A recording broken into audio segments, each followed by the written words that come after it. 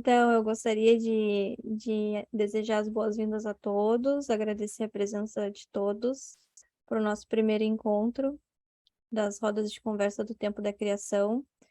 E o Tempo da Criação, ela é uma celebração cristã anual, né, para escutar e responder conjuntamente ao grito da criação.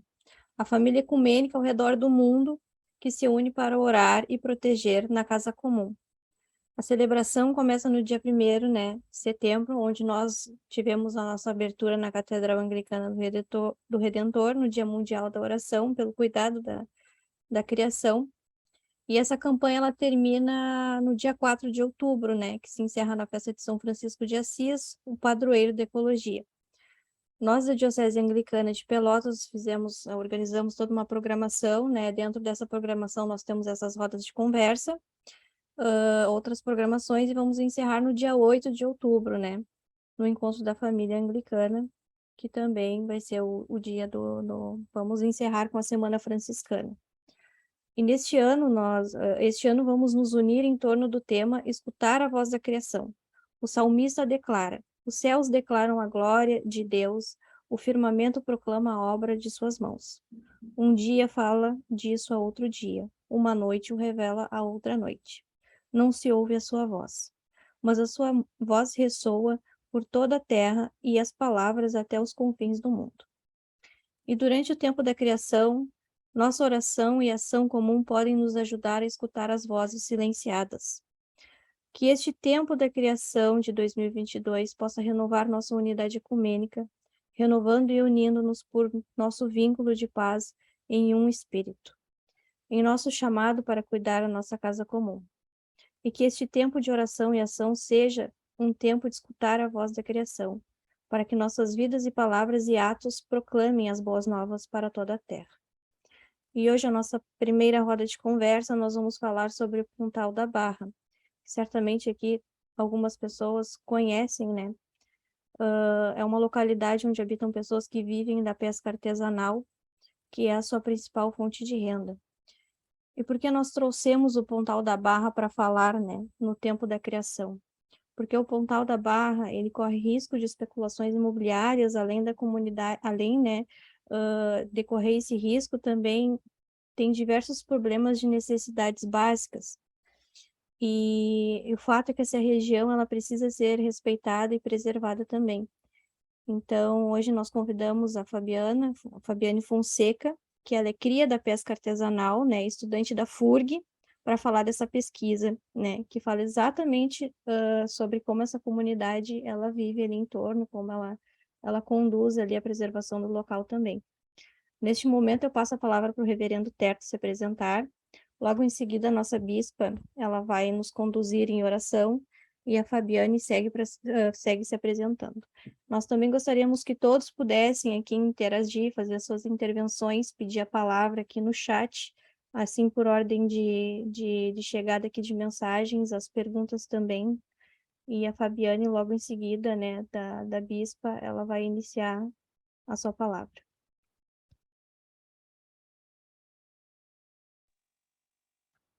Boa noite a todas e todos. Que bom que estamos aqui para conversarmos um pouco sobre a nossa casa comum, a nossa relação com ela e a maneira como estamos nos tratando uns aos outros. Eu sou o reverendo Terto, da Igreja Episcopal Anglicana do Brasil, da Diocese de Pelotas. Eu sou membro da Terceira Ordem Franciscana.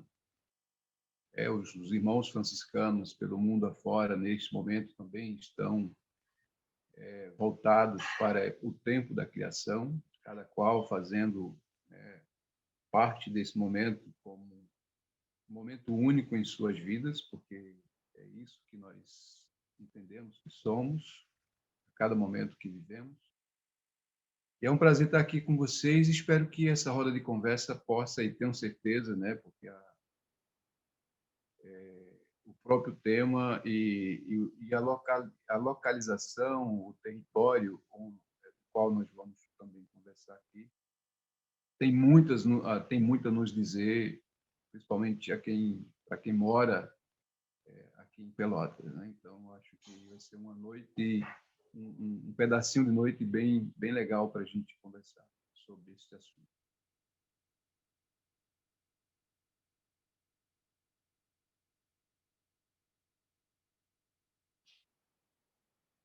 Bispa. Pensei que o reverendo Antônio Terto ia seguir a fala dele. Mas é um prazer, realmente, nós tirarmos esse tempinho, né, no início desta noite, para abrir a nossa sala, a nossa casa, para esta roda de conversa. Já temos aí um chimarrão, já temos um cafezinho, vão se chegando, né, vão se sentando, e a gente acolhe a todos e todas neste momento. Esses momentos, essas rodas de conversa que estamos iniciando hoje, na próxima semana, na sexta-feira, nós vamos ter uma outra fala, e na próxima também, esse tempo da criação vai nos proporcionar, ou nos proporciona, nos outros anos também, momentos de parar, avaliar e escutar realmente. São momentos neste corre-corre do dia a dia que nós temos, e nós não paramos para perceber, ouvir os sinais que a Terra está dando, né? Sinais que o mundo está dando. E o povo clama, a Terra clama, e esse tempo da criação nos proporciona este tempo de parar, tempo de escutar e tempo de meditar. E tempo de buscar também novas ações. Eu acho que tem isso, né? Não adianta a gente ficar numa roda de conversa e não buscar alternativas de mudança e de transformação. Quando nós conseguimos esses momentos de mudança, de transformação, aí sim, isso tudo vai estar valendo a pena, né? Então, gratidão por aqueles que estão dentro dessa sala, por aqueles que vão assistir posteriormente esse momento, mas é um momento realmente de nós conhecermos espaços que estão sendo violentados, né, que estão sendo atacados, e que muitas vezes nós não paramos para perceber. Passamos de carro, vimos na televisão, vimos nas redes, mas não percebemos o quanto certos lugares e certos povos e o mundo está precisando desta fala e dessa mudança. Então, eu gostaria de convidá-los para que a gente possa iniciar com um momento de oração e depois agradecer imensamente a Fabiane, que está aqui conosco, né? Eu não sei, mas acho que seria importante, já que a nossa sala não temos há condições de fazer isso, Fabiane, mas que a gente pudesse dizer o nome e o que é, né, o que está representando. Acho que seria interessante para a gente conversar, a gente precisa se conhecer, né? Então, eu proponho que depois da oração a gente pudesse abrir a nossa tela e dizer o nosso nome, da onde que é, o que grupo está representando, tá bom? Pode ser assim? Vamos silenciar, então, e buscar essa sintonia com o Deus Criador.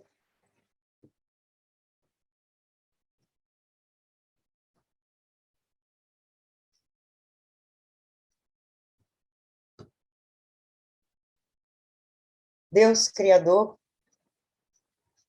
nós te agradecemos e te louvamos por nos ter dado a oportunidade de sermos co-criadores e de assegurar a sustentabilidade da Mãe Terra, o nosso local de encontro com Deus.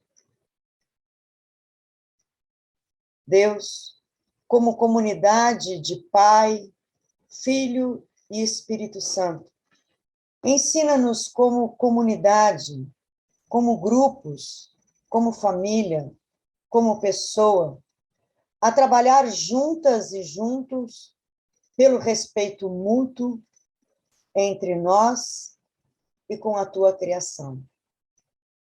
Arrependemo-nos, Senhor, de nossa negligência, que leva a Terra a estar em perigo com a perda de habitats e espécies. Ajuda-nos, Senhor, a ser zeladores dos nossos dons, protegendo a terra de abusos e a estarmos prontos a partilhar com todos aqueles que necessitam. Amém.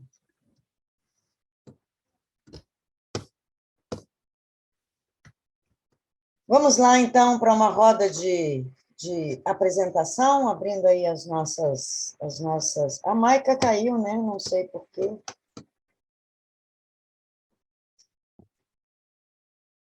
Sintam-se à vontade. Eu quero fazer isso.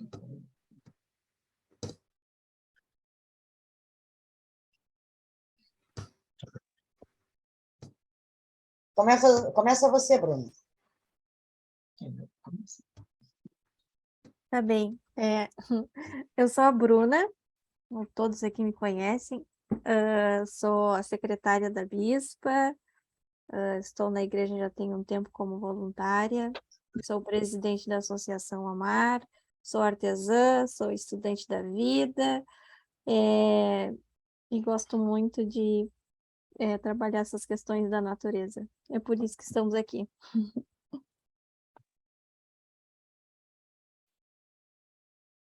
Meu nome é Jaqueline, eu sou membro da Missão da Páscoa, que é uma das unidades, uma das comunidades da nossa diocese, que fica na área rural, muito embora moremos na área urbana, mas conservamos muito as rotinas e os cuidados, né, dentro do possível com a nossa natureza, por termos a origem na área rural. Meu nome é Júlio César, também faço parte da Missão da Páscoa e acompanho a Jaqueline nessas missões aí. As empreitadas. Eu esqueci de um grande detalhe, né? Eu sou da Catedral Anglicana do Redentor.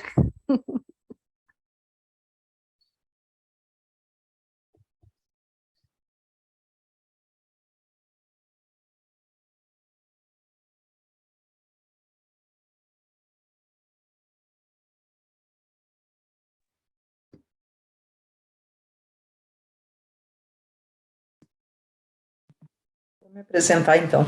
Meu nome é Dilce, eu sou reverenda na Catedral do Redentor, no centro.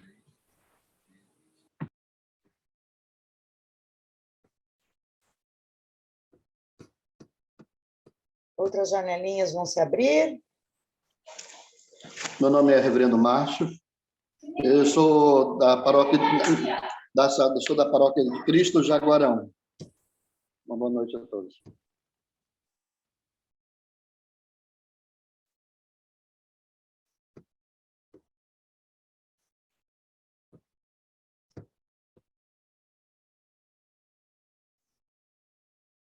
Josimar, Isabel.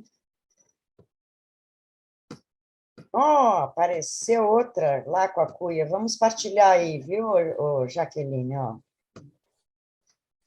Boa noite a todos e a todas. Eu me chamo Josemar, eu sou indígena, né? Eu sou estudante da FURG, faço direito, né, na FURG, com o propósito de, depois de formada, ajudar as nossas lideranças indígenas a proteger os nossos territórios.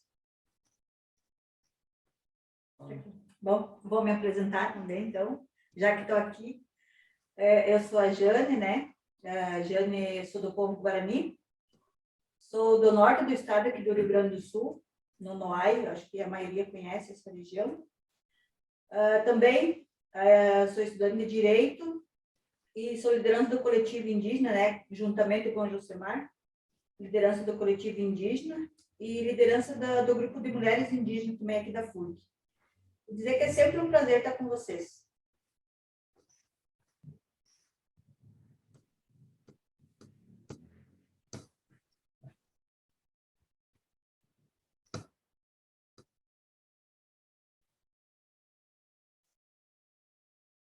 Reverenda Isabel. Estava esperando o reverendo Terto, mas tudo bem. Eu sou Isabel, eu sirvo aqui em Canguçu, na paróquia do Salvador e toda a área pastoral, onde eu tenho o privilégio de trabalhar e ajudar em, acho que 7 locais no interior, mais uma aqui na cidade. Então, seria isso. Franciscana. Graças a Deus.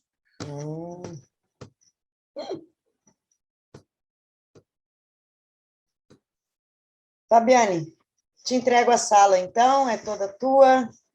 Seja bem-vinda e é uma alegria partilhar deste momento com você. Obrigada, Bispo, obrigada a todos e todas aqui pelo convite, pelo espaço. É um prazer conhecer vocês. Agradeço pelo convite, viu, de estar aqui. Então, vou começar me apresentando. Vocês me escutam bem, assim, com o fone? Não fica chiado? Tá.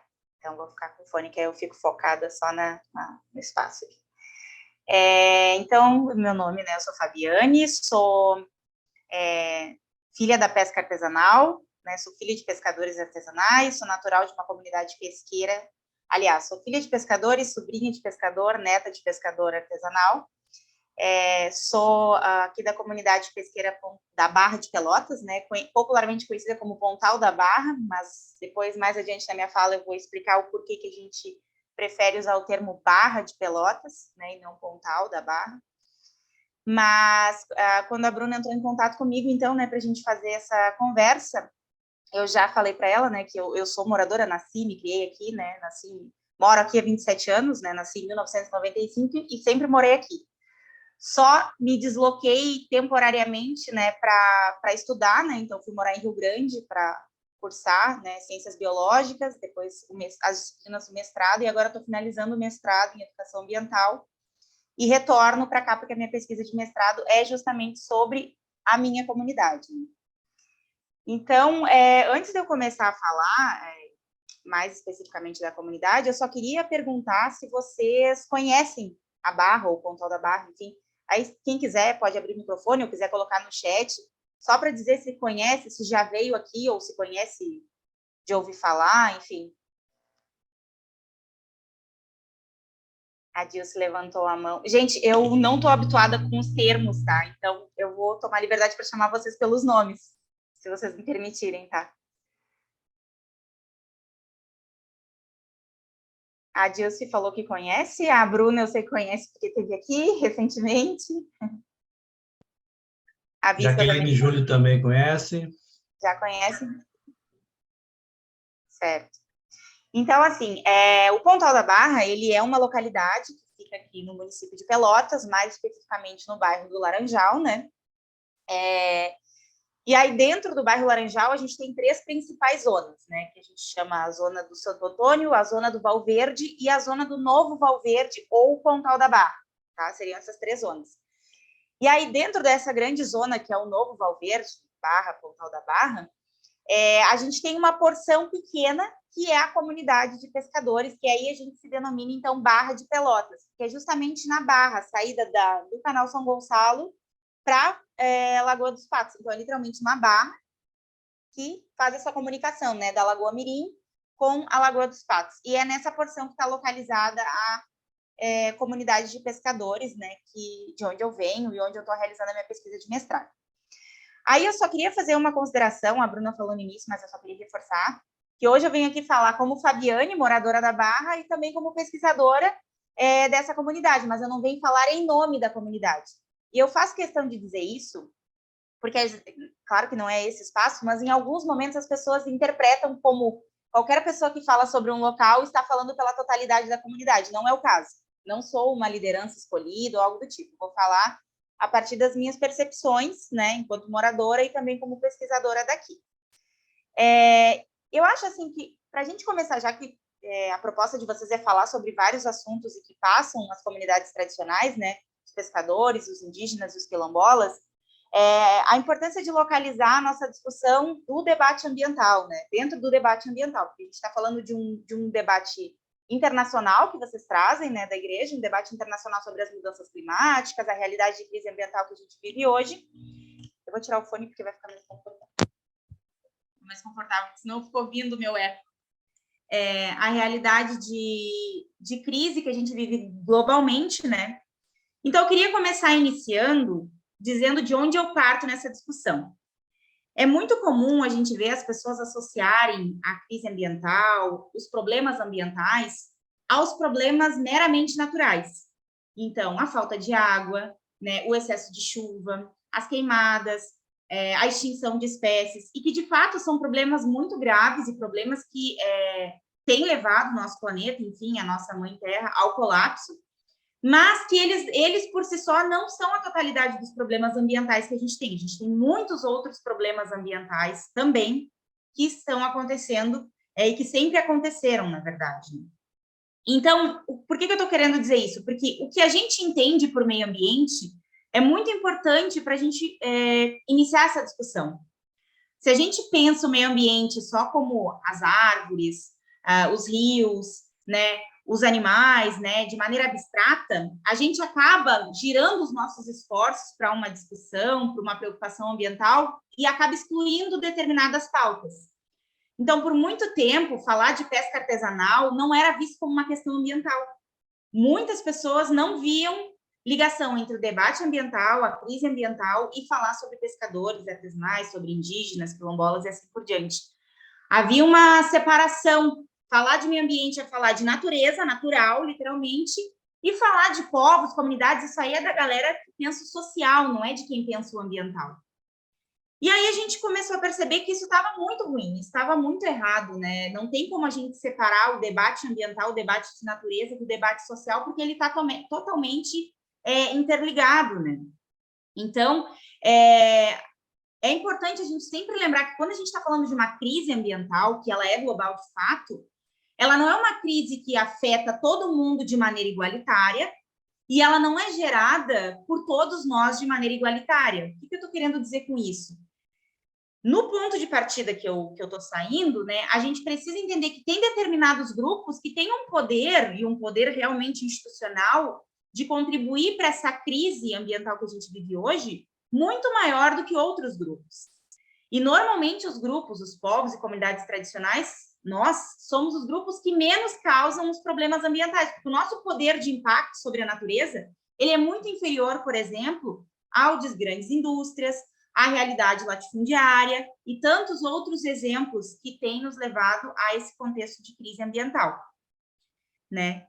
Então, por que eu estou dizendo isso? Porque quando a gente começa a entender que o debate ambiental ele é mais amplo, que ele não é só falar, coloca o lixo no lixo, faça a sua composteira, reduz o consumo de água, fecha a torneira ao escovar os dentes, mas ele é um debate mais complexo do que isso, a gente começa a entender que falar de direito à moradia, falar de direito à saúde pública, direito a uma educação de qualidade, direito à cultura, direito ao transporte coletivo público, são pautas ambientais e são pautas que são importantes se a gente realmente tem como horizonte acabar com a crise ambiental que está estabelecida globalmente, né? Então, assim, não quer dizer que as ações individuais elas não sejam importantes, mas elas, por si só, não garantem a reversão do cenário caótico que a gente está hoje, né? Em todos os locais do planeta, alguns mais, outros menos, né? E sempre lembrando que esse cenário de caos, ele não afeta todo mundo igualmente, né? Muito possivelmente, uma comunidade que é removida de um local para estabelecer, vou dar um exemplo concreto, né? Quando a gente tem instalação para extração de petróleo e gás, que é muito comum aqui no Brasil, né? A gente tem remoção de comunidades tradicionais pesqueiras dessas localidades, o impacto dessa remoção para essas comunidades pesqueiras é muito maior do que o impacto para o dono daquela empresa que vai fazer a extração de petróleo e gás, né? Então, o impacto ambiental ele não é sofrido igualmente por todos e todas e não é gerado igualmente por todos e todas. Isso é muito importante da gente visualizar, principalmente quando a gente está falando de comunidades tradicionais, que são as que têm menor poder de impacto e poder de decisão nas esferas de decisões também, sobre os rumos que se dá ao ambiente. Bom, fiz essa introdução geral para dizer que eu considero, né, eu acredito que vocês também, já que vocês me convidaram para falar aqui, que a questão do Pontal da Barra, ela é essencialmente uma questão ambiental, né? A gente vive no contexto da Barra de Pelotas, do Pontal da Barra, um contexto de conflito ambiental, uma área que ela tem vários interesses que operam sobre ela. Então, a gente tem a especulação imobiliária, que há décadas, né, tenta atuar nesse local, que é uma zona de banhado, para quem não conhece, é um ambiente, falando do ambiente natural, é um ambiente extremamente importante, uma zona de banhado que faz a comunicação, então, com a Lagoa dos Patos. E nessa zona de banhado, a gente tem há muitas décadas a especulação imobiliária tentando operar sobre essa zona, né? Fazer a construção de residenciais, enfim, de parques temáticos, uma série de propostas que já foram pensadas para essa localidade. E, ao mesmo tempo, em contraponto a isso, a gente tem um conjunto de pesquisadores, ativistas, militantes do movimento ambientalista que tentam preservar essa área, né? Porque reconhecem que ela é uma área importante não só para o município de Pelotas, mas ela tem uma importância global, né? Se a gente for pensar, as zonas úmidas, elas têm uma importância global no combate à crise e às mudanças climáticas que a gente está vivendo. E um terceiro grupo, não que sejam só esses três, tá? Tem outros, mas um terceiro grupo também que está relacionado a esse conflito, então, é a comunidade tradicional, são os pescadores e as pescadoras que vivem aqui, né? Então, o Pontal da Barra, ele é uma localidade que ele tem essa dinâmica de conflitos ambientais há décadas, pelo menos desde o final da década de 80, a gente tem conflitos que estão literalmente disputando o uso desse local, né? Ele é uma parte, né, do Pontal da Barra, é uma área particular, né? E uma parte é uma área pública. Nessa parte que é particular, ela é considerada uma RPPN, que é uma reserva particular do patrimônio natural, e esse proprietário ele recebe um valor para que ele mantenha essa área preservada. No entanto, os vários proprietários que já passaram por essa área já tentaram fazer construções ali, então é aí que se estabelece o conflito, né, entre a preservação e entre o uso, construção e outros usos.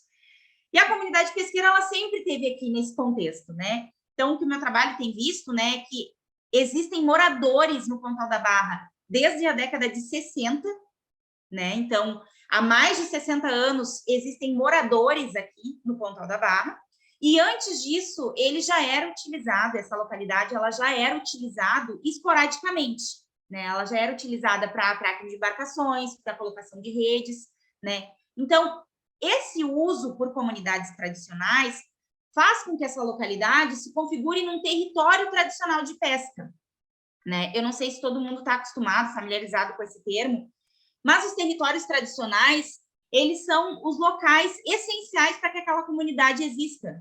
Então, ele é o local de moradia, ele é o local de trabalho, ele é o local sagrado, ele é o local de troca, de cultura, de lazer. Todas as atividades daquele grupo são desenvolvidas com dependência, né, desse local.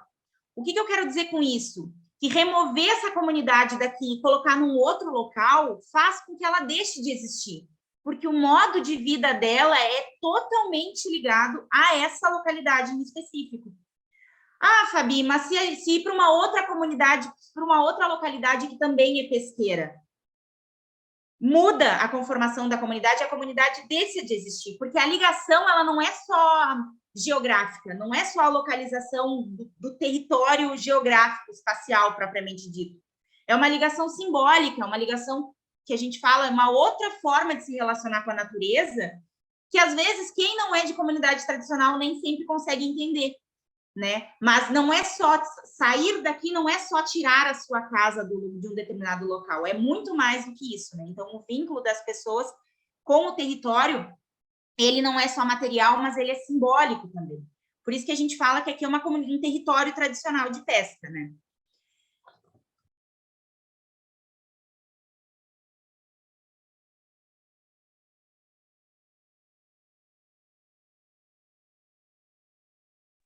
Ficou muda, Fábio.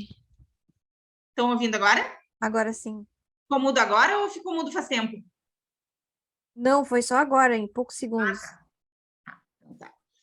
Não, eu perguntei se está tudo tranquilo, né? Que a ideia era localizar primeiro por que dentro, quando a gente vai falar crise climática, por que a gente está falando de pescadores artesanais? Porque falar de meio ambiente é falar de gente também, não é só falar de planta, de água, de bicho, é falar de planta, água e bicho, mas essas plantas, águas e bichos, elas estão relacionadas com uma sociedade, né? Então, não tem como separar, né? E é muito importante, a gente está no século XXI, 2022, é muito importante a gente romper com aquela ideia romântica que a gente tinha lá na década de 60, de que falar da questão ambiental era não falar de gente, né? Muito pelo contrário, é falar de gente também, né? De povos e comunidades tradicionais. Então, a comunidade do Pontal da Barra, como eu falei para vocês, ela é uma comunidade tradicional, né? Por ser uma comunidade pesqueira, e ao ser uma comunidade tradicional, ela tem direito ao seu território, né? E isso quem fala não sou eu. Quem fala são 3 principais marcos legais que a gente tem aqui no Brasil, né? Que o Brasil é signatário, que diz, que garante que toda a comunidade tradicional, sejam elas pescadores, indígenas, quilombolas e outros povos tradicionais que a gente tem no nosso país, são mais de 20 povos tradicionais reconhecidos, né?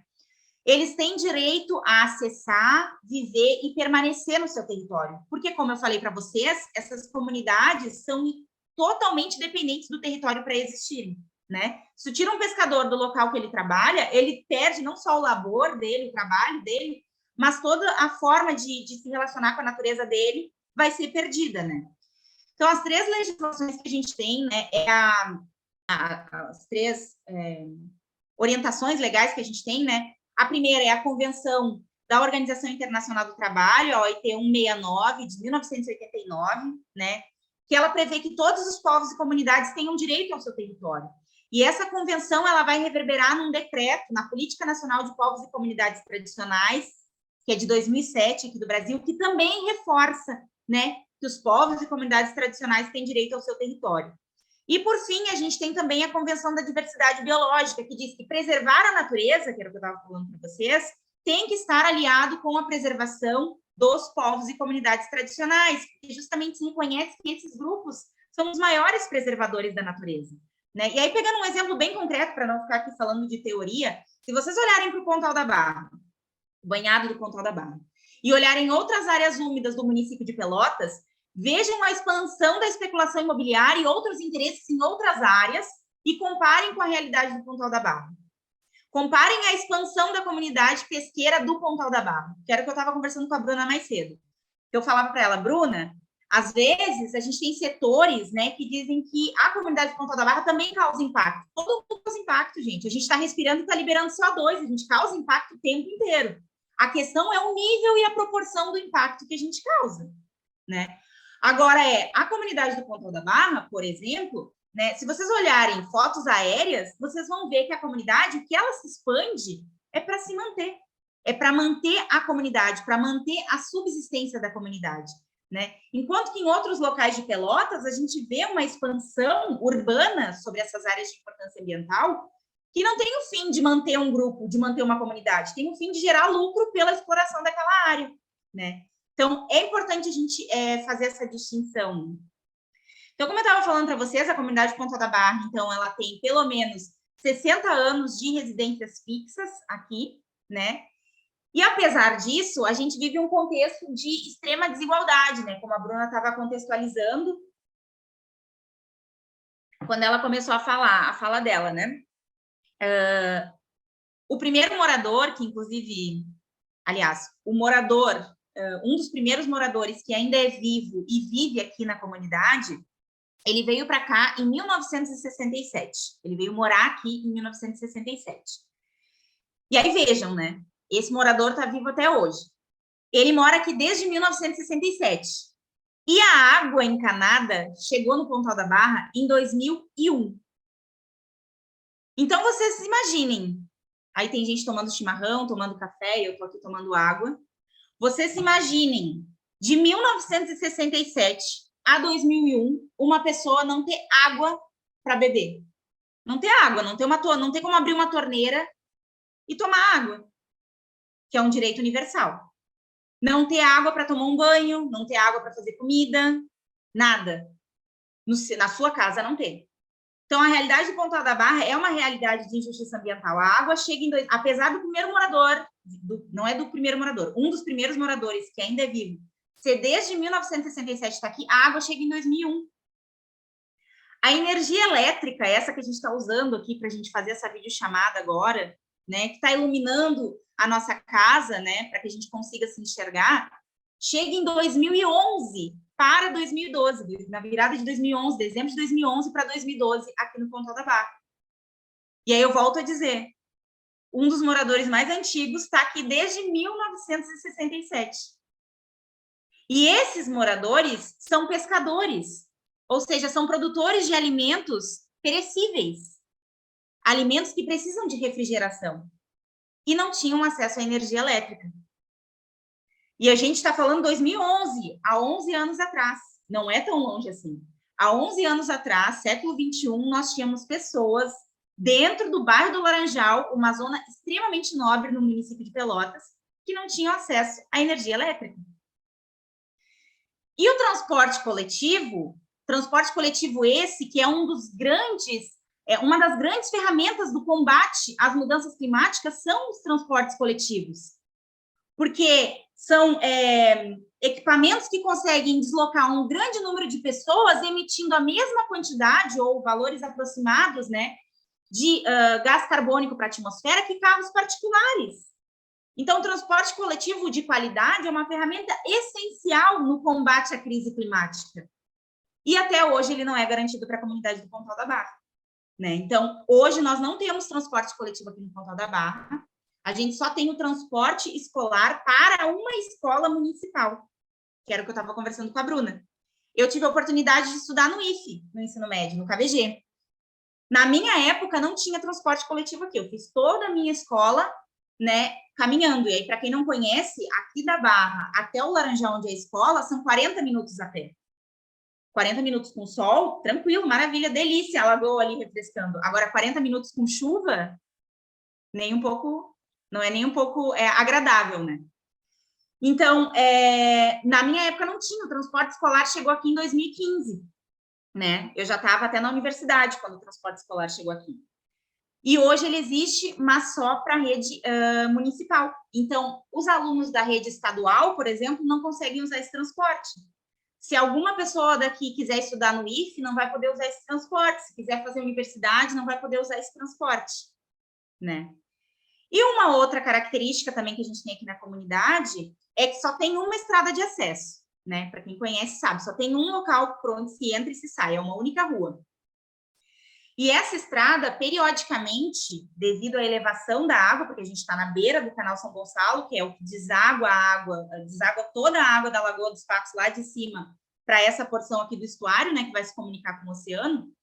Quando a gente tem uma grande quantidade de água e ventos de um determinado quadrante, a gente tem a subida da água e faz com que a estrada seja desmanchada e as pessoas ficam em isolamento completo. Só tem como sair daqui de barco, ou às vezes consegue sair a pé, né, dependendo do quanto a estrada é destruída, mas em alguns períodos ela é destruída completamente a ponto das pessoas só conseguirem se deslocar de barco, né, não consegue se deslocar de outra forma. Inclusive, a estrada ela foi tema de audiência pública, recomendo, se vocês quiserem assistir, a audiência pública está disponível no perfil do Face da Câmara Municipal de Pelotas. Foi uma audiência pública com a pauta Estrada da Barra de Pelotas, porque realmente é um problema muito frequente.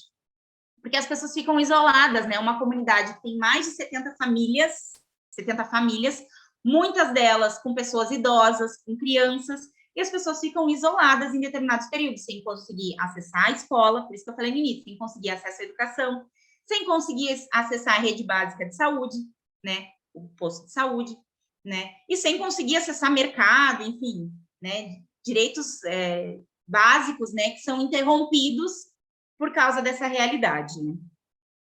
E aí, assim, me encaminhando já para o fim dessa primeira parte da minha fala, né, o tema da mesa que a Bruna me passou, então, é a visibilidade, da roda de conversa, é a visibilidade da comunidade tradicional do Pontal da Barra e a importância na conservação. Então, eu comecei falando, né, que eu acho importante, né, se a gente quer avançar para a ação, como disse a Bispa, não ficar só na teoria, avançar para a ação, a gente reconhecer, né, que falar de meio ambiente é falar de gente também, não é falar só de planta, bicho e água e ações individuais no privado da nossa casa, embora elas sejam importantes. E quando a gente fala de conservação, Por que eu comecei falando que ser humano, comunidade tradicional também é meio ambiente? Porque a gente ainda tem algumas perspectivas e setores conservacionistas que acham que preservar uma área natural é sinônimo de deixá-la isolada do resto do mundo. É cercar e só entra ali quem fiscaliza e ninguém mais entra. Porque essas pessoas, esses grupos, eu não vou individualizar, não é pessoas, esses grupos que têm essa perspectiva, acabam acreditando que o ser humano é ruim por natureza, que a natureza do ser humano é ser egoísta, e que, portanto, preservar algo tem que isolar dessas pessoas, porque elas são essencialmente egoístas. Isso mostra um total desconhecimento sobre como funciona uma comunidade tradicional. Uma comunidade tradicional não tem uma relação assim com a natureza, né? Uma relação predatória, como muitas vezes é vista, né? E é propagandeada. Então, pensar a conservação é importante pensar ela aliada com essas comunidades que mantêm esse ambiente em estado de preservação, né? Até tem um pesquisador da USP que eu gosto bastante, que é o professor Diegues, que ele trabalha especificamente com pescadores e com territórios, né, tradicionais, que vários dos trabalhos que ele publica, ele mostra que, coincidentemente, que não é uma coincidência, né, como eu sempre digo, os locais em que se tem comunidades tradicionais pesqueiras são os locais mais preservados, e é o que a gente vê aqui no Pontal da Barra, que o banhado do Pontal da Barra em relação a outras áreas verdes e úmidas de Pelotas é a mais preservada. Claro que não é só por causa da comunidade, eu seria injusto em dizer isso. É inegável o papel do movimento ambientalista de Pelotas, que, ano após ano, trava as lutas, né, para que essa área continue preservada. Mas também não tem como negar o papel da comunidade, né, da comunidade tradicional pesqueira em contribuir para a preservação desse local, né? Então, reforça isso que esse professor já vem falando também há décadas, né, em outras regiões do país, e a gente consegue observar para a realidade do Pontal da Barra, né? Não é uma questão de dizer a comunidade é santa, tudo certo, coisa do tipo, não é essa a discussão, né? Eu sempre digo, a discussão é que realmente se vê aqui uma relação muito mais harmônica da comunidade com o banhado do que em outras localidades do município. E aí, para finalizar, né, como o tema é visibilidade, eu não acho que a gente enquanto indivíduo, consegue dar visibilidade para os outros. Eu acho que a gente, com o outro, consegue avançar para tornar as pessoas mais visíveis, as pautas mais visíveis, os grupos, né, mais visíveis. E eu acho que tem aquela visibilidade mais midiática, que é importante, que é dizer, olha, essa comunidade existe, essa comunidade é importante, e aí vem o papel das rodas de conversa, dos trabalhos científicos, né, que é o que eu tenho tentado fazer, né, das audiências públicas, né, mas também tem uma outra forma de visibilidade, que é garantir que essa comunidade tenha acesso às esferas de decisões sobre o seu território. Então, para finalizar, eu acho que a melhor forma de dar visibilidade, de contribuir para a visibilidade de um grupo, é contribuir para que essa comunidade seja escutada quando os temas são de seu interesse. O que eu quero dizer com isso? Que lá naquelas legislações que eu falei para vocês, é previsto que toda comunidade tradicional tem direito a ser consultada previamente antes de qualquer ação que for ser desenvolvida no seu território, seja uma ação de objetivo privado ou público. O que eu estou querendo dizer? Especulação imobiliária ou construção de uma unidade de conservação, como é uma das propostas aqui do banhado do Pontal da Barra, qualquer uma delas tem que consultar a comunidade primeiro, porque isso está previsto em legislação, é um direito da comunidade. E se isso não está sendo garantido, significa que a comunidade está sendo invisibilizada nesse processo e que a legislação está sendo desrespeitada. Uma outra questão que a comunidade tem direito é o livre acesso à informação sobre essas propostas, né?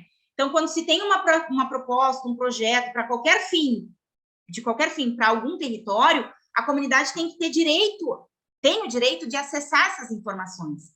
E se essas informações não estão em domínio público, a legislação não está sendo respeitada e a comunidade está sendo invisibilizada, né? E, por fim, se a comunidade não está sendo chamada a participar do processo de discussão sobre os rumos do seu próprio território, ela não está tendo direito à participação que é garantido não só pelas legislações que eu falei, mas pela própria Constituição, né? O direito à participação é constitucional, né?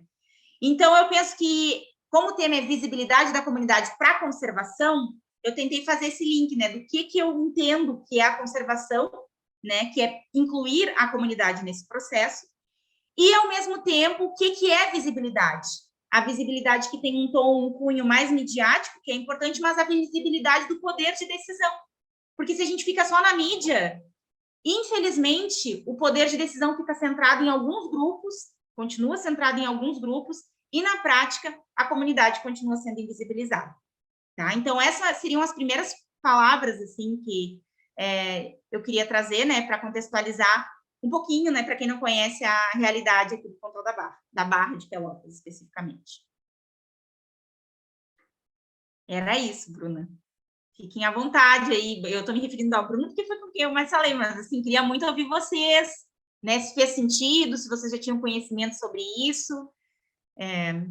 Enfim, dúvidas, críticas, fiquem à vontade.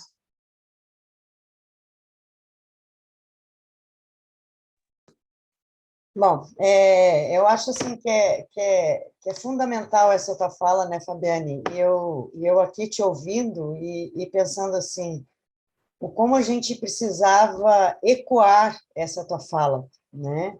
E que bom que nós vamos colocar depois na página, né, da Diocese, que a gente possa partilhar isso, porque isso precisa ser ecoado. Essa questão de que quando você fala assim, e quando falamos a questão ambiental, a gente pensa única e exclusivamente ali no nosso pedacinho, né? Você comentou aí, mas eu já faço a minha parte, eu já separo o lixo, mas tem muitas outras coisas por trás disso que às vezes a gente não se dá conta, né? Que é um todo, né? E muitas vezes a gente não se dá conta no dia a dia, né? E acredito que realmente essa tua fala é fundamental nessa noite. Eu vou deixar para que as pessoas possam aí perguntar, acrescentar, né?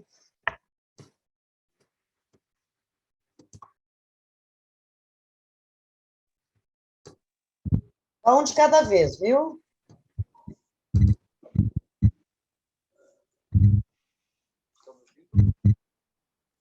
Olha, posso perguntar? Como está hoje a questão do tratamento do esgoto e o tratamento do cuidado com a lagoa, com o Pontal da Barra? Me preocupo, talvez, não sei, você que está pesquisando, que essa Lagoa Laranjal não se torne uma Lagoa Rodrigo de Freitas, como no Rio de Janeiro, ou talvez não exagerando, um Tietê da vida, né? Porque a gente vê o esgoto, às vezes, ali, indo para o Lagoa, né? Isso é muito delicado. E se a gente tomar banho naquela água, como assim, eu gosto muito, muito Laranjal, a gente tem que valorizar esse cartão de turismo que nós temos na nossa região. É pena que as autoridades não valorizam isso e não se preocupam, não é verdade? Você que é um morador da Pontal da Barra, né? Qual é a preocupação, né? O cuidado, se está jogando esses esgotos na lagoa, né? Essas coisas assim. Porque futuramente, o que vai ser da nossa lagoa? O que vai ser do nosso Laranjal ou Pontal da Barra? Você tem alguma coisa a dizer sobre isso? Essa é uma preocupação geral da comunidade, por favor? Obrigado. Eu até nem diria futuramente, né? O hoje, o que está sendo hoje. Não tem, né, Márcio? Não tem aqui, como não tem em todo o Laranjal, como eu diria que não tem praticamente todo o Brasil, né? A gente tem um problema grave no Brasil em relação ao saneamento básico, né? Não à toa a gente tem doenças aí tão primordiais, né, que já não eram para existir mais, mas que a gente tem justamente porque não é uma realidade no Brasil inteiro. O saneamento básico é extremamente precário no Brasil inteiro, né? Então, não é uma realidade específica do Pontal da Barra não ter o tratamento de esgoto, né? O Laranjal, que é um bairro nobre, não tem, né? Então, e o Cassino, que é outro bairro, que é um bairro que eu morei também quando eu estava estudando na FURG, outro bairro nobre que também não tem, né? Então, pelo menos não incompleto, assim, né? Não completamente, né? E preocupação, eu acho que todas as pessoas têm, né? Qualquer pessoa tem preocupação em relação a tanto a sua contaminação quanto a contaminação do seu local de trabalho, né? porque a relação do pescador e da pescadora, né, com a lagoa é uma relação de contemplação também, como todo mundo tem, né, quando vem aqui, mas é uma relação muito mais profunda do que a contemplação, né? A vida da pessoa, ela depende, ela está totalmente relacionada com a saúde da lagoa. Então, se a lagoa está doente, a vida daquela pessoa está inviabilizada, porque o peixe que ela come vem dali, o trabalho dela vem dali, né? Outras atividades culturais que ela realiza vêm dali também, né? Eu até estava conversando mais cedo com a Bruna, né? Que aqui era bem comum antigamente, agora deu uma pausa por causa da pandemia, mas nós tínhamos a procissão da Nossa Senhora dos Navegantes, aqui uma celebração histórica em todos os territórios pesqueiros do extremo sul, e aqui não era diferente, né? Então, a nossa relação com a lagoa, ela é de contemplação também, então, todo mundo se sente prejudicado quando vê uma placa imprópria para banho por causa de coliformes fecais, né?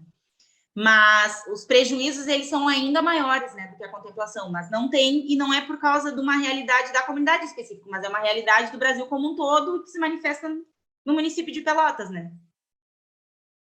Não sei se te respondi, Márcia.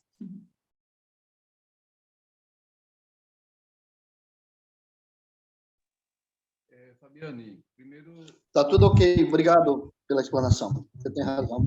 É um câncer geral, não só em Pelotas, mas no Brasil inteiro, essa questão do comportamento do nosso esgoto, né? Então, obrigado, muito bem, valeu. Primeiro, agradecer pela exposição, eu acho que a tua fala é muito feliz. Tá muito baixinho, eu não estou lhe ouvindo. Pois é, eu não sei o que fazer. Melhorou agora? Eu tenho que ficar mais perto aqui, talvez, não sei. Tá.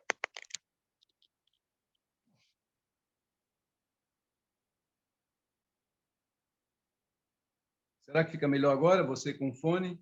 Ah, agora ficou bom. A sua fala, me parece que você deve ter pego também aí como fonte de pesquisa e de leitura Laudato Si, do Papa Francisco, porque vem recheada de expressões que está muito presente ali na reflexão que o Papa Francisco faz. Principalmente quando você traz a questão de que o meio ambiente, a começar já pela palavra, né? Meio, não existe meio, existe um todo. Então, a gente já começa um pouco, já pensamos um pouco errado o ambiente, né? Porque a gente sempre pensa no meio, o meio ambiente e meio não existe, existe um todo, e esse todo eu faço parte dele. Então, quando eu penso meio, alguém está fora desse meio, né? Então, talvez esse grupo nobre que foi expressado aqui, né? Os nobres, esteja fora desse meio. Então, quem está no meio não interessa muito. Então, quando você traz a fala sobre a preocupação exatamente das pessoas, as pessoas mais empobrecidas, vamos dizer assim, serão elas e são elas as mais afetadas, né, por toda essa mudança climática. E é por isso que a Laudato Si vai trazer, quem não leu, eu aconselho a fazer uma leitura da encíclica do Papa. Já é bem antiga, desde 2015. Mas vale a pena fazer uma leitura, porque ele traz um pouco essa reflexão. Vale a pena a gente ver. Porque é isso mesmo, quem vai sofrer e quem sofre, na verdade, os danos, não sofre na mesma proporção de quem está numa outra situação econômica bem diferente da minha. Inclusive, quando a gente fala de saneamento básico. Né? Saneamento básico não existe para algumas regiões. Né? Então, tem um pouco isso também. Que saneamento básico é saúde.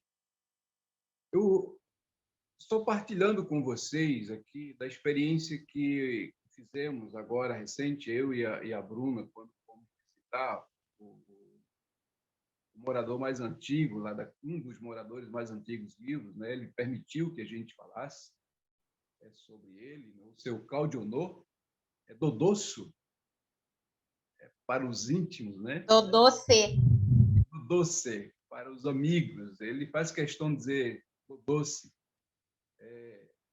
E é, de fato, um doce de pessoa quando a gente chega. Só para você ter uma ideia, nós chegamos, a porta estava fechada, e aí bati na porta, né? E a pessoa entra lá de dentro, não sabia nem quem era, nem perguntou quem era. Quem é você que está aí do lado de fora, né? Querendo entrar? Simplesmente, eu achei estranho que a liberdade, né? E bati novamente, porque não é comum que alguém do outro lado diga assim, pode entrar, sem saber quem é. Mas foi assim que nós nos conhecemos. Abrimos ali a porta, e aí nos conhecemos o Dodôcio, uma figura, eu acho que referência naquela comunidade. E ele nos relatou, Fabiane, algumas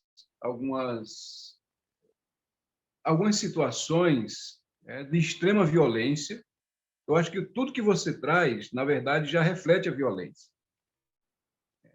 O próprio esquecimento, a falta de acesso, tudo isso é violência, né?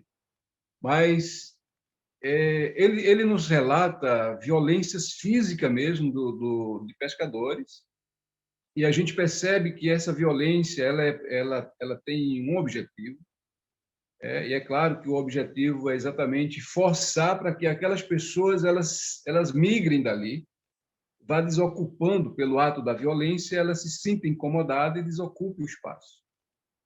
A gente sabe que o processo é esse, é lento mesmo, né? O processo de violência ele é lento e duradouro, até que o último resolva sair. E ele nos relatou bastante assim algumas cenas de violência, e enquanto nós estávamos lá, passou um helicóptero da polícia. Eu não sei se a Bruna lembra desse, claro que lembra, né? Enquanto nós estávamos lá, mas eles ficam, inclusive, logo preocupados, porque eles sabem que aquela fiscalização ela existe ali para eles, e é claro, né? É uma maneira de provocar não só medo, mas de intimidar mesmo. E para dizer, estamos aqui, observando vocês, de forma que vocês não saiam desse limite. Então, a gente percebe assim claramente que há uma investida violenta sobre essas comunidades, que aí não é só uma questão, quando a gente fala da questão climática, a gente fala também nessas ações, né, do poder público, que vai provocando ou produzindo essas possibilidades de empobrecimento, porque a tendência dessas pessoas, você disse muito bem, a pessoa, as comunidades tradicionais, elas têm, você não usou a palavra afetiva, mas eu até anotei aqui, há uma ligação afetiva com o lugar, né? Não é só uma questão geográfica, né, de estar ali, mas há uma relação também afetiva. É ali que com esse território que eu me identifico. E quando a gente percebe uma ação de governo intimidando comunidades assim, você logo sabe que a consequência da saída dessas pessoas são, além dos traumas, porque fica logo, logicamente, os traumas, você vai migrar para outros espaços ainda mais precários, vamos dizer assim, porque não há nenhuma proposta, nenhuma proposta decente, vamos dizer assim. O Dodô se disse, teve uma pessoa, eu não vou citar aqui o partido político da pessoa, mas teve uma pessoa que simplesmente pediu para a gente assinar, ou seja, vocês assinam e saem. Sim, mas sair para onde? E por que a gente tem que sair? Qual é o mal que a comunidade está fazendo àquele ambiente? O mal, na verdade, está causando para o grande investidor do setor imobiliário que quer o espaço para isso. Então, eu estou colocando isso aqui, não sei, você poderia até relatar mais algumas situações, que certamente você sabe, é também moradora de lá, não fala em nome da comunidade, mas eu acho que essa experiência dessas violências ali na comunidade é uma maneira de forçar o morador a deixar as suas atividades, né? o seu modo de produção, de trabalho. Então, eu não sei se você conseguiria trazer mais alguma informação nesse sentido, porque eu acho que é muito significativo as cenas de violência que o Dodô se trouxe, demonstrando exatamente o que o poder faz sobre aqueles que são desprovidos de poder, vamos dizer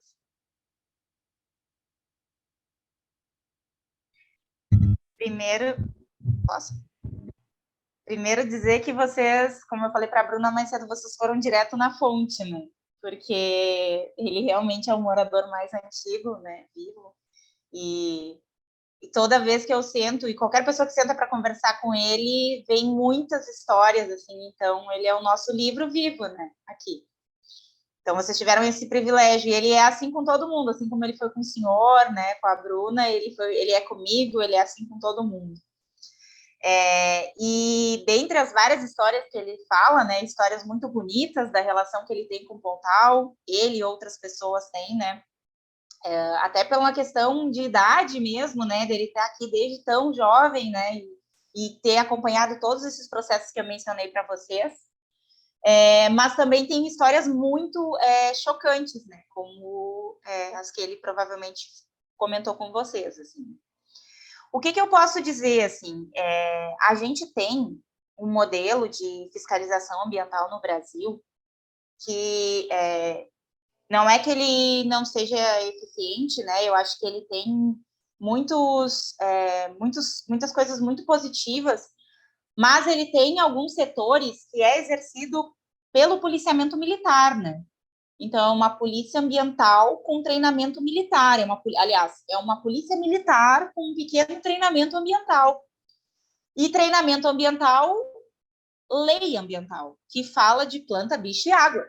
Que era aquilo que nós estávamos falando antes. Então, assim, eu vou te dar uma opinião minha, né? A partir dos estudos, eu também acompanho, só fazendo um parênteses, eu acompanho as reuniões do Fórum da Lagoa dos Patos, que é uma instância da gestão da pesca artesanal aqui da Lagoa dos Patos. E essas reuniões são reuniões mensais e elas acontecem nos territórios pesqueiros, em Pelotas, em São Lourenço do Sul, em São José do Norte e em Rio Grande. E se vocês forem acompanharem uma reunião em cada localidade, vocês vão ver muitos relatos em comum. E os relatos de violência com o policiamento ambiental e com outros setores fiscalizadores também, não só com o policiamento ambiental, eles são comuns em todos os territórios. Não é uma realidade do Pontal da Barra. É uma realidade que é como a comunidade pesqueira é tratada por esses agentes, né? E, sim, é uma expressão de violência, muitas vezes. Né? E eu não vou entrar aqui no mérito, né, da fiscalização em si, mas em relação às abordagens. Né? Então, a gente vê, inclusive, eu participei de uma audiência pública em São José do Norte recentemente, em que um pescador fala abertamente que ele foi agredido fisicamente por uma agente de fiscalização, né? Chutou as canelas dele dentro da embarcação dele, né? Porque ele estava com uma documentação irregular, algo assim, não me recordo agora. Ele falou na audiência pública qual era o motivo da abordagem, né? Então, relatos de que descem na embarcação com a arma apontada. Então, esses relatos não são relatos exclusivos do Pontal da Barra, são relatos das comunidades pesqueiras do extremo sul do Brasil, né? Se vocês acompanharem alguma reunião do Fórum da Lagoa dos Patos, vocês vão ver esses relatos sempre vêm, né? E como o senhor disse, assim, né? Eu concordo plenamente, né? Deixar uma pessoa sem acesso à energia elétrica, à água, sem energia elétrica, sem acesso à água, são violências, né? São violências, né? Desumaniza essa pessoa, porque ela não tem acesso às condições básicas de humanidade, né? Então, nosso corpo é 75% água, como é que a gente vai viver sem água, né? Então, é isso, assim, acho que eu teria mais, mas acho que o senhor já trouxe vários elementos aqui, né?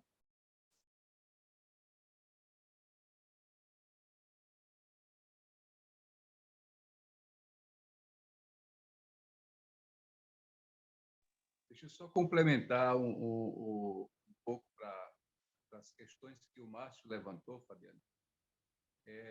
Márcio, o Dodossi, que é esse senhor que nós visitamos, ele nos relatou, que eu acho que é uma coisa muito, muito comum, creio que todos nós aqui, em algum momento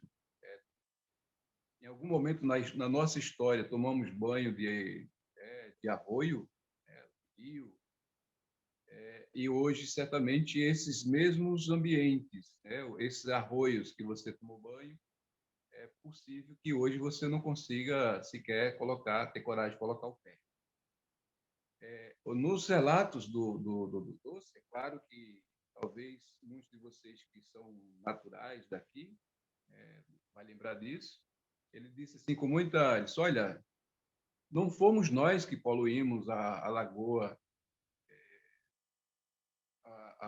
a lagoa, porque ali nós tomamos, a gente fazia café com aquela água. Era dali que a gente sentava e dali a gente fervia água e tomava o chimarrão. Hoje, é claro, você não tem coragem de tomar uma atitude dessa, né? É pelo processo, e diga-se, ele está falando, ele tem aí em torno dos seus 80, né? Eu acredito que, eu não lembro, não recordo a idade, mas é um pouco por aí. Imagine,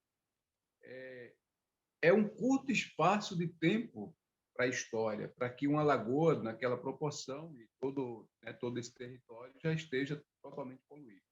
Quem poluiu não foram os pobres que moram ali, ou as pessoas empobrecidas. Não são as pessoas que moram nas comunidades tradicionais. São os nobres, que, claro, e os nobres também vão dizer, eu não tenho culpa, já comprei um apartamento já pronto.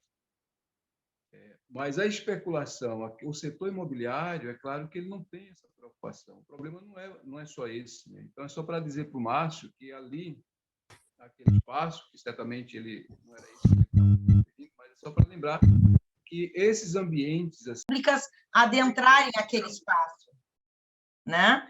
Então, por isso que eu te pergunto, qual é a tua visão, sendo alguém lá de dentro, como é que tu enxerga? Porque a gente de fora não consegue entrar lá, né? Então, só para te dizer, no trabalho onde eu faço, um servidor nosso foi calçado no revólver pelo poder paralelo e pediram para ele sair e que ele não entrasse mais lá, né? Que ele não fosse mais lá.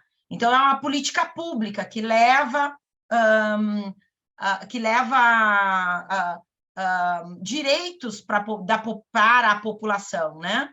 Então, para a população que está lá, então, ação pública que não tem em outro lugar, né?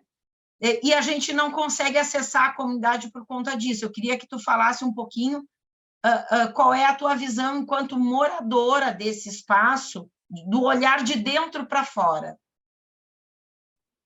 Ótima essa tua pergunta. Eu só queria tirar uma dúvida primeiro. A comunidade que tu mencionou especificamente é a do Pontal da Barra ou é outra comunidade? Porque tu falou que vocês trabalham no âmbito rural, né? Não. Eu trabalho no âmbito urbano. Trabalho com comunidades urbanas, né? Tá. Então, o que eu estou me referindo especificamente ao Pontal da Barra. Ou da Essa Barra. situação foi no Pontal da Barra? Exatamente. Tá, mas provavelmente não foi na Barra, na comunidade pesqueira da Barra. Foi no acesso. Foi lá no Pontal da Barra, por isso que eu comecei falando, dizendo que aqui a gente se chama Barra de Pelotas. Por quê? Isso até veio nas minhas entrevistas, porque o título lá, juntando aqui, né? O título da minha dissertação estava Comunidade Pontal da Barra de Pelotas. E em todas as entrevistas que eu tenho que ler o termo ali da comissão de ética, né? Que eu tenho que ler o termo para a pessoa me autorizar a entrevistar ela.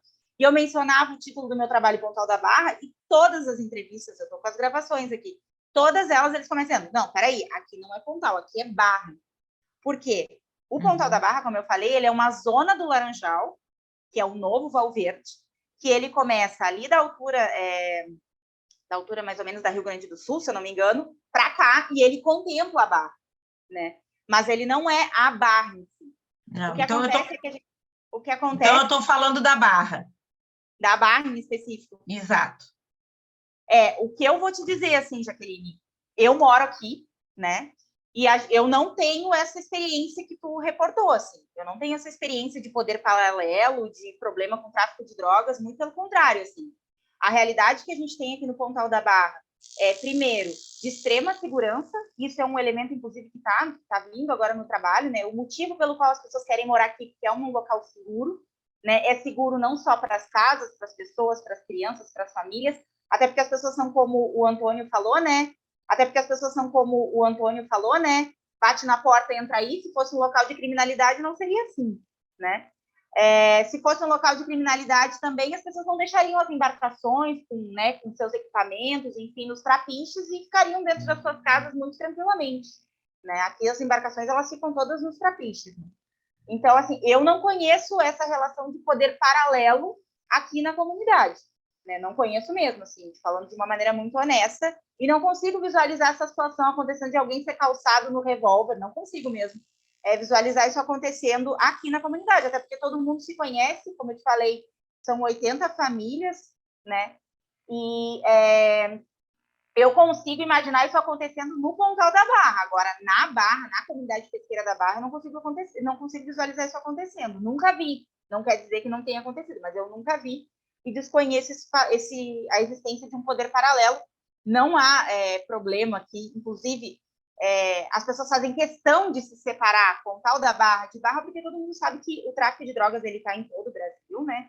E ele realmente se manifesta em alguns locais aqui no Laranjal, pelo que eu ouço falar, assim, né? O pessoal às vezes tem medo, Uber, né? Teleentrega, enfim, de alguns locais. Mas aqui na Barra não, né? Aqui na Barra é uma comunidade pesqueira, as pessoas vivem da pesca, a relação é com a pesca, né? O que tem de diferente aqui é que a Barra no verão é uma coisa e a Barra no inverno é outra coisa. A Barra no verão, ela é um point para pescadores de outros locais e para pessoas da cidade que vêm para cá. Então, se vocês vêm na Barra no verão, vocês vão ver banquinha, barraca de tudo que é canto da cidade. Inclusive, veio numa entrevista que eu fiz recentemente que a pessoa diz assim, a Barra gera emprego para nós e gera emprego para fora. Porque chega na safra do camarão, que é a principal safra, as pessoas vêm de tudo que é lugar para fazer o pé de meia. Todo mundo quer pegar o camarão do bote do pescador e botar e vender a 2 quilos a mais, a 5 quilos a mais, e tirar uma graninha aqui, uma graninha ali.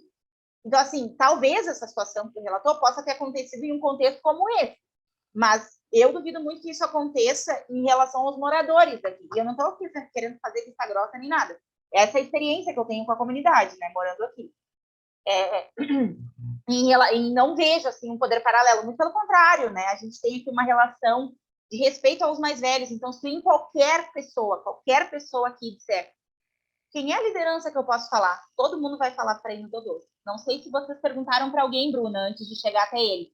Mas se vocês chegarem e falar, tem alguém aqui da comunidade que eu possa falar, absolutamente todo mundo vai olhar para a senhora e vai dizer assim, já falou com o Dodô? Todo mundo. Porque a Rosa, então, ela deve ter indicado, porque todo mundo tem essa relação. Eu que sou daqui, vou fazer as entrevistas com as pessoas dizem, fala, tu já entrevistou o fulano? Já entrevistou o cicrano?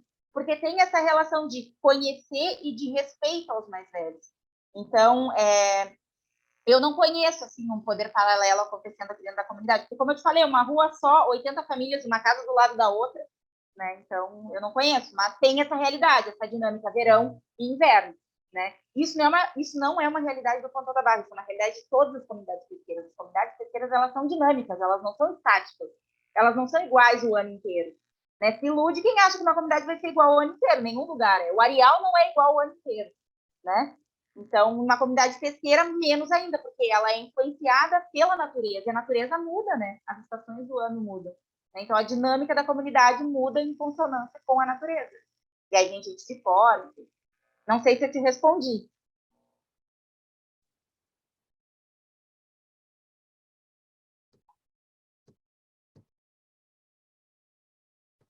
Mais alguém?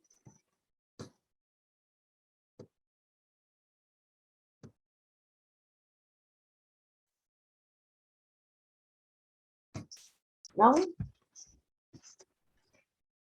Bom, como eu falei, né, Fabiane, nós vamos repassar essa nossa roda de conversa para que outros possam também partilhar e participar. Essa foi a nossa primeira roda de conversa dessas 3 ou 4 programas. 3, das 3 que nós teremos, né? Queremos te agradecer imensamente por este por este teu olhar, né? E eu confesso assim que eu conheço, eu convivi algum tempo lá, trabalhei com algumas pessoas lá, mas vendo essa tua visão, esse teu olhar, né, nos faz realmente pensar o que nós podemos, de alguma forma, fazer para haver a transformação e a mudança, né? Às vezes a gente fica pensando assim, o que fulano, o que eu daqui morando no centro posso fazer para o povo de lá, né? Muita coisa, muita coisa. Eu acho que a começar por isso, por abrir, mostrar o que é o Pontal da Barra, o que é a Barra, o que é estar lá, o que acontece lá, quem são essas 80 famílias, escutar, né, o do doce, como o Antônio Terti fala, né? E eu conhecia muito tempo atrás, né, quando eu trabalhava lá, muito tempo atrás, e gostaria até de vê-lo de novo. Mas, assim, imensamente te agradecer por essa oportunidade que tu nos dás de escutar e saber mais. Na próxima semana, nós vamos ter o Josemar Cadete, é isso, Josemar? Né?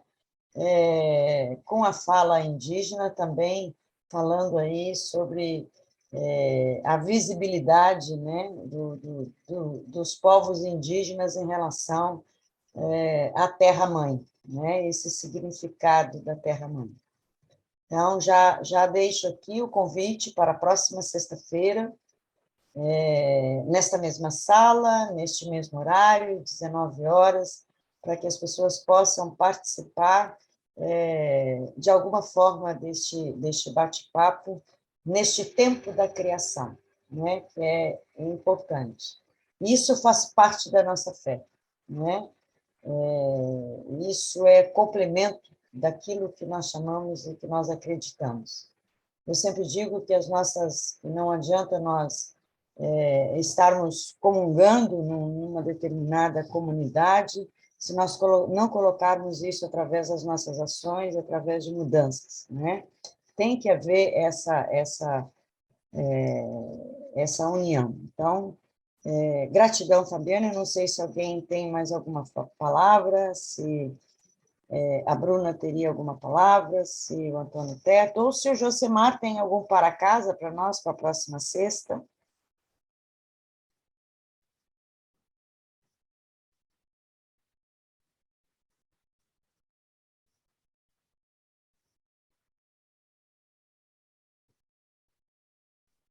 Como não entendi a tua pergunta?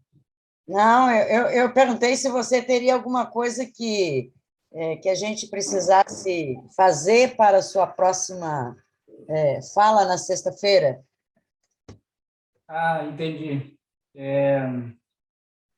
Primeiramente, né, parabenizar a Fabiana pela fala e pela representatividade dela, né, que ela fez, né? Ela falou que não representa, né, a comunidade, mas pela fala dela e pelo histórico dela, né, a gente já vê que ela traz a voz, né, daquelas pessoas que estão lá e que não têm essa oportunidade, né, de trazer, né, as problemáticas à tona, né, para mais pessoas, né? E a Fabiane, de certa forma, tá sendo o porta-voz, né, daquela população.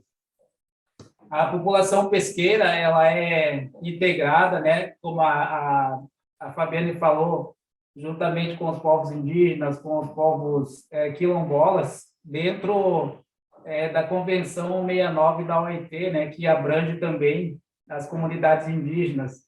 E eu vou estar trazendo, né, na próxima sexta-feira um pouco sobre esses direitos, né, os direitos garantidos, né, no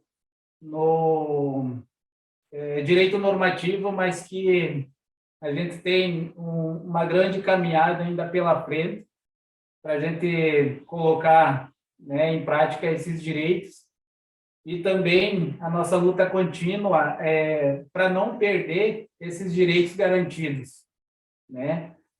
Na Constituição Federal, inclusive, a gente tem o capítulo dos índios, né, que trata sobre as populações indígenas, mas a gente ainda tem essa grande dificuldade de implementar, né, essa legislação, né, juntamente com as comunidades tradicionais de uma forma geral, né? Quando a Fabiane fala na questão da água, na questão da energia elétrica, me veio na memória que faz muito pouco tempo também que na minha comunidade as pessoas não tinham acesso a esse direito fundamental, né? Fundamental, mas também um direito básico, né? Um dos primeiros direitos que a gente deve ter acesso, né? Para garantir, por exemplo, a educação, né?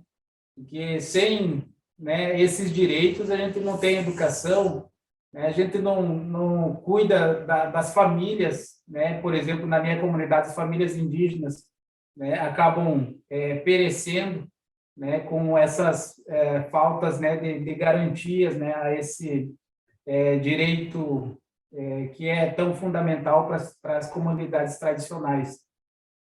Um exemplo que eu trago, né, lá na comunidade onde eu moro, dentro das terras indígenas tem as vertentes das águas, né? Onde nasce a água que abrange ali naquele município lá, onde o município abastece a cidade, a vertente é dentro da terra indígena. E muitas vezes no verão, né, no mês de janeiro, fevereiro, praticamente falta água para as comunidades indígenas, né, daquela região. Então a gente se faz essa pergunta, né, que a vertente da água, né, que abastece a cidade lá naquele município lá, é trazido dentro da aldeia, ou seja, é retirado essa água, né, que abastece o município dentro da terra indígena, e que muitas vezes a própria comunidade indígena, que deveria ser a primeira a ser abastecida, acaba ficando sem, né, a esse direito fundamental. Então, quando a Fabiane falou sobre a questão da água, me veio na memória isso, né, e que é uma luta contínua mesmo, né, das comunidades tradicionais, né, para garantir esses direitos que são direitos primeiros, né, que devem ser garantidos, né, e depois vem mais outros direitos que a gente, né, deve continuar, né, buscando esses direitos, não só para nós, né, mas para as pessoas que, de certa forma, acabam sendo silenciadas, né, muitas vezes pelo poder público, né, que são instrumentalizadas por pessoas que têm interesse naqueles territórios, né?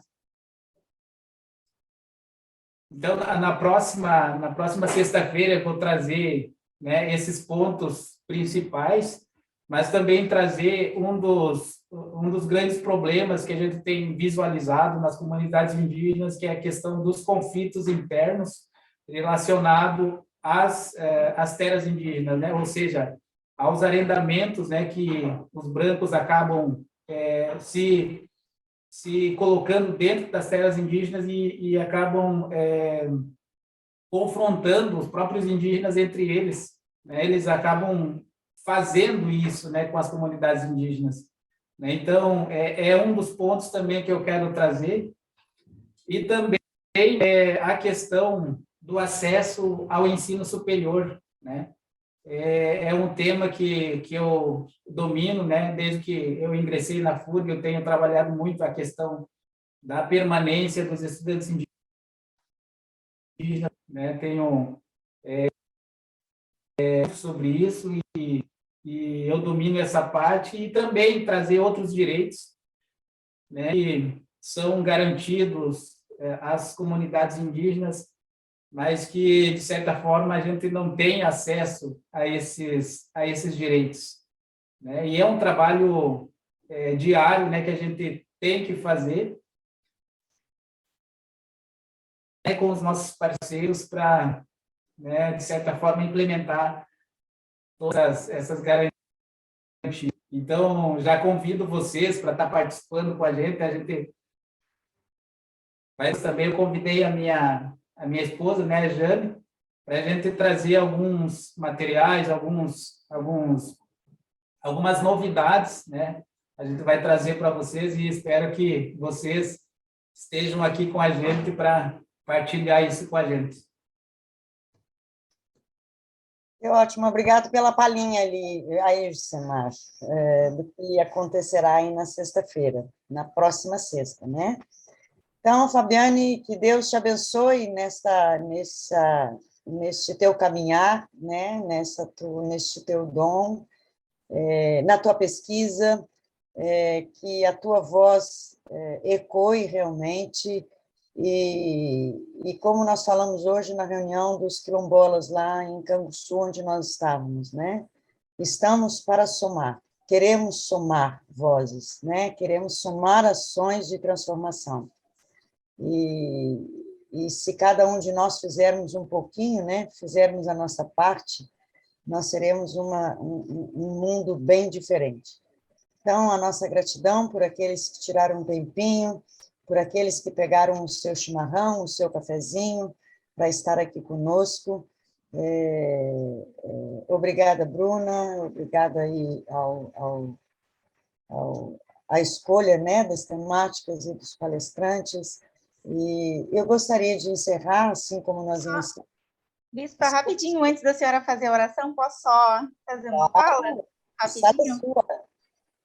Obrigada, que isso, é nossa. Primeiro, eu queria agradecer a oportunidade de estar aqui, de conhecer pessoas novas. É muito bom conhecer novas pessoas, né, com locais de atuação diferentes, né, e com trajetórias aí na luta também, interessados pela pauta ambiental, socioambiental. Então, estou de novo morando em Pelotas, me coloco à disposição para a gente se encontrar, tomar um café pessoalmente, já que a senhora falou bastante em café. E pensar outras conversas, assim, também, né, quando possível, né, pessoalmente. Convido a todos e todas para virem conhecer o Pontal da Barra, aqueles que ainda não conhecem, né. Eu acabei não mencionando, mas aqui a gente tem, além das casas e dos moradores, pescadores, nós temos empreendimentos de povos tradicionais aqui, né. Então, nós temos peixarias, nós temos pastelarias, restaurantes, né, que são... a grande maioria, né, são de pescadores e pescadoras, ou tem pescadores e pescadoras trabalhando, né? Então, sintam-se todos e todas convidarem a virem aqui conhecer o território, contemplar, como o Márcio falou mais cedo, contemplar esse local, e valorizar, que eu acho que valorizar a cultura tradicional é uma forma de contribuir para visibilizá-la e para legitimar esse ambiente como um ambiente de povos e comunidades tradicionais, né? Me coloco à disposição aí para outros momentos de conversa também.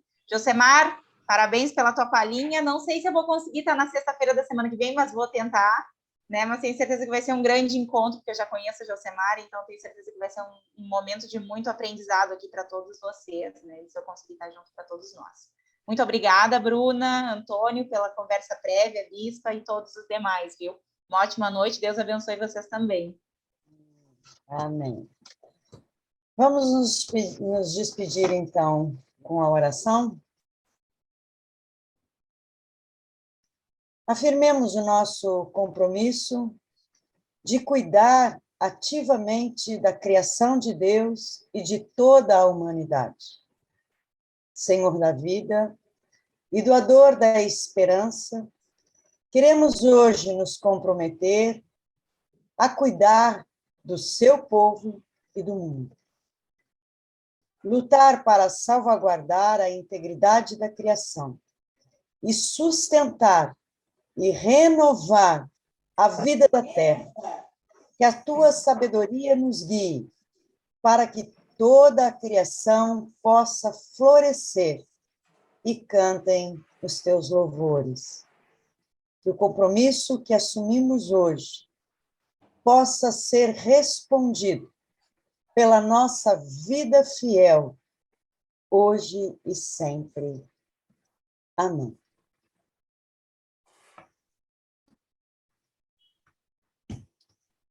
Obrigada, gente. Até a próxima sexta. Deus abençoe. Uma excelente semana. Um abraço, pessoal. Boa noite.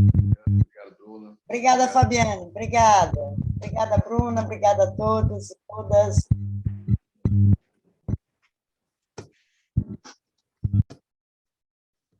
E partilhem lá na página da Diocese.